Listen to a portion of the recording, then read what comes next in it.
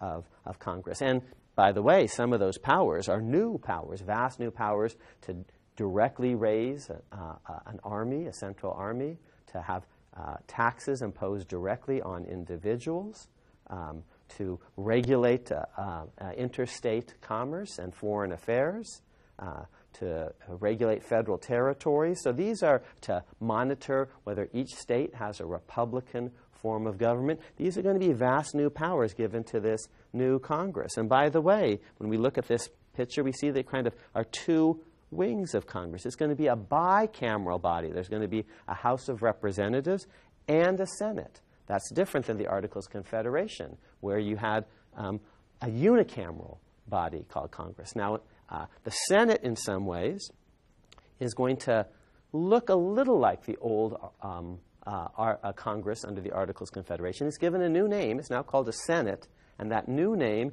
suggests a little bit more independence and detachment.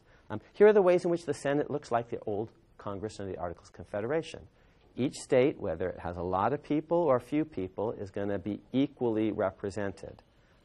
And the Senate is going to be picked by state legislatures, as was the Congress under the Articles of Confederation. So the Senate is, in a way, the continuation of the Congress under the Articles of Confederation, but even it is going to be different in several ways. It has a different name, and a name suggesting more independence from state legislatures. And indeed, this new Senate is going to have a much longer term, 6 years rather than a single year. These new senators are going to be eligible for perpetual re-election. There were mandatory term limits under the Articles of Confederation.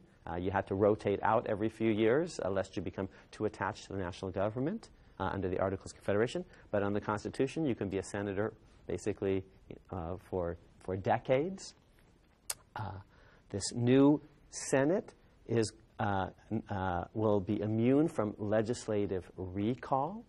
Whereas under the old Articles of Confederation, the Senate was like a set of ambassadors that were sent to the national capital, and they could be recalled at any time by their state legislative masters. This new Senate is going to be directly paid by the national government.